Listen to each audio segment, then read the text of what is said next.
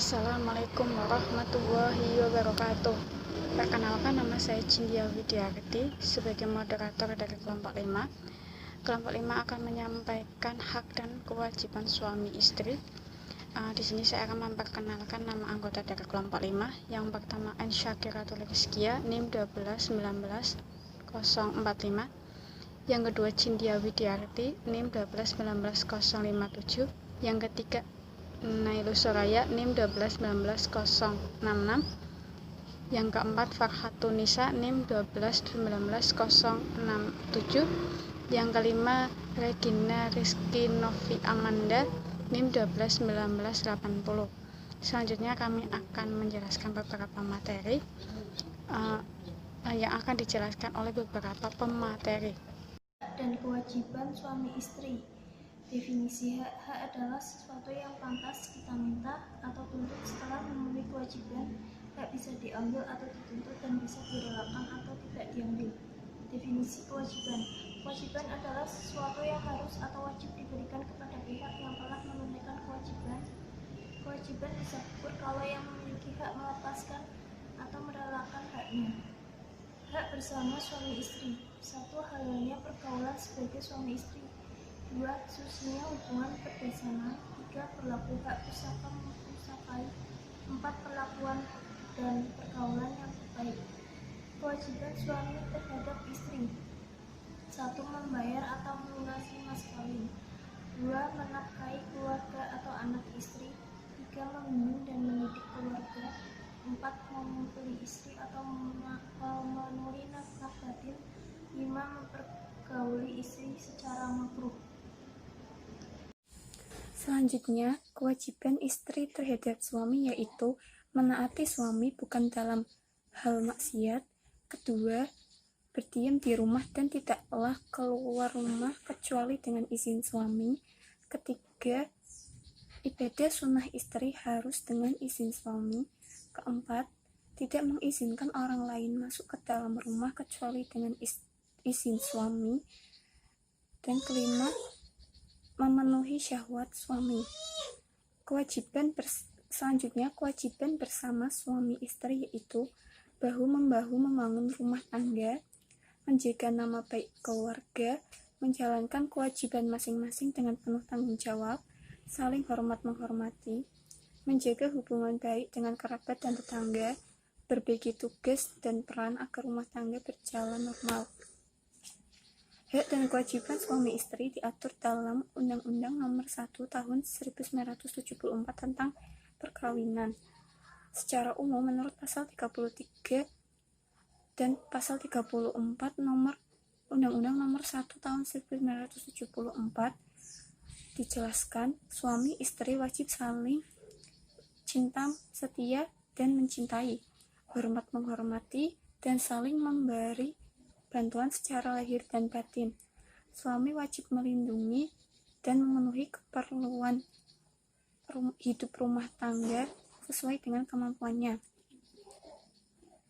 Terdapat hadis yang menjelaskan bahwa sesama muslim harus saling mencintai, yaitu dalam hadis riwayat Bukhari dan Muslim yang artinya dari Abu Hamzah Anas bin Malik radhiyallahu an, pelayan Rasulullah SAW, dari Nabi SAW, beliau bersabda, tidak beriman seseorang di antara kamu sehingga ia mencintai saudaranya sesama muslim seperti ia mencintai dirinya sendiri. Hadis riwayat Bukhari dan Muslim. Pasal 33 dalam kompilasi hukum Islam menjelaskan bahwa suami istri harus saling memberi bantuan lahir batin dan suami istri harus saling mencintai. Seperti firman Allah dalam surat Ar-Rum ayat 21 yang berbunyi, Bismillahirrahmanirrahim. Wa min ayatihi an khalaqalakum min anfusikum azwajan litaskunu ilaiha wa ja'ala bainakum mawaddatan wa rahmah. Inna fi dzalika laayatil liqaumin yatafakkarun. Yang artinya, dan di antara tanda-tanda kekuasaannya ialah Dia menciptakan untukmu istri-istri dari jenismu sendiri, supaya kamu cenderung dan merasa tentram kepadanya, dan dijadikannya di antaramu rasa kasih dan sayang. Sesungguhnya yang demikian itu benar-benar terdapat tanda-tanda bagi kaum yang berpikir. Dalam pasal 33, keterangan memberi bantuan lahir dan batin itu berupa 1. Memberikan pendidikan kepada suami istri, memberikan pendidikan kepada suami atau istri. 2. Memberikan teguran, nasihat, dan solusi jika suami atau istri bersalah. Kemudian yang ketiga, memberikan kebutuhan seksual. Dalam hal kebutuhan seksual, terdapat hadis Nabi SAW sebagai berikut. Rasulullah SAW bersabda, dari Abu Hurairah radhiyallahu anhu, ia berkata, Rasulullah SAW bersabda, apabila laki-laki mengajak istrinya ke tempat tidurnya, kemudian ia menolak untuk datang, lalu laki-laki itu tidur semalam dalam keadaan marah kepadanya, maka ia dilaknat oleh malaikat hingga subuh. Dari hadis di atas perlu dipahami bahwa penolakan istri terhadap suami yang mengajak berhubungan diperbolehkan jika memiliki alasan sesuai syariat, misalnya seperti haid, nifas, puasa Ramadan, iktikaf, dan sejenisnya. Seperti ayat berikut, nisa'ukum harsul lakum fa'tu harthakum anna syi'tum wa qaddimu li anfusikum wattaqullaha wa'lamu annakum mulaquh wa basyiril mu'minin, yang artinya istri-istrimu adalah seperti tanah tempat kamu bercocok tanam, maka datangilah tanah tempat bercocok tanammu itu bagaimana saja kamu kehendaki, dan kerjakanlah amal yang baik untuk dirimu dan bertakwalah kepada Allah SWT, dan ketahuilah bahwa kamu kelak akan menemuinya, dan berilah kabar gembira orang-orang yang beriman. Dirimu dan bertakwalah kepada Allah SWT, dan ketahuilah bahwa kamu kelak akan menemuinya, dan berilah kabar gembira orang-orang yang beriman. Baik, untuk yang selanjutnya adalah pasal 34 Undang-Undang Nomor 1 Tahun 1974 tentang perkawinan. Undang-undang ini menjelaskan tentang hak dan kewajiban sebagai seorang suami istri. Di dalam Al-Quran juga dijelaskan pula hal yang serupa semacam ini di dalam Quran Surat Al-Baqarah ayat 233 yang berbunyi, A'udzu billahi minasyaitonir rajim. Bismillahirrahmanirrahim. Wa'alal mauludi lahu rizquhunna wa kiswatuhunna bil ma'ruf. La tukallifu nafsan illa wus'aha. Yang artinya, dan kewajiban ayah memberi makan dan pakaian kepada para ibu dengan cara ma'ruf. Seseorang tidak dibebani melainkan menurut kadar kesanggupannya. Quran Surat Al-Baqarah ayat 233. Kemudian dijelaskan pula dalam Quran Surat At-Talaq ayat 7 yang berbunyi, A'udzu billahi minasyaitonir rajim. Bismillahirrahmanirrahim. Liyunfiq dzu sa'atin min sa'atihi wa man qudira 'alaihi rizquhu falyunfiq mimma ataahu Allah. La yukallifullahu nafsan illa ma ataha. Sayaj'alullaha ba'da usri yusra.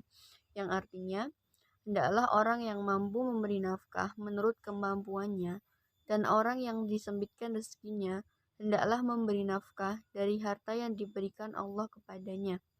Allah tidak memikulkan beban kepada seseorang, melainkan sekedar apa yang Allah berikan kepadanya. Allah kelak akan memberikan kelapangan sesudah kesempitan. Quran Surat As-Saba, Quran Surat At-Talaq ayat 7. Kemudian dijelaskan pula dalam Quran surat As-Saba ayat 39 yang berbunyi, A'udzu billahi minasyaitonir rajim.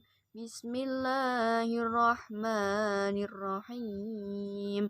Qul inna rabbi yabsutur rizqa liman yasha'u min ibadihi wa yuqdiru lah.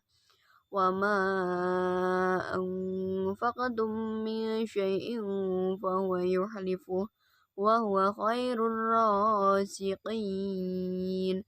Yang artinya, katakanlah sesungguhnya Tuhanku melapangkan rezeki bagi siapa yang dikehendakinya di antara hamba-hambanya, dan menyempitkan bagi siapa yang dikehendakinya. Dan barang apa saja yang kamu nafkahkan, maka Allah akan menggantinya, dan dialah pemberi rizki yang sebaik-baiknya.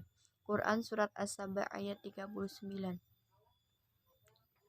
Kemudian, hak dan kewajiban suami istri menurut kompilasi hukum Islam.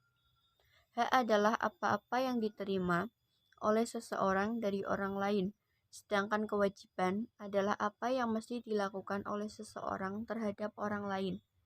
Kewajiban berasal dari kata wajib, yang berarti keharusan untuk berbuat sesuatu tersebut.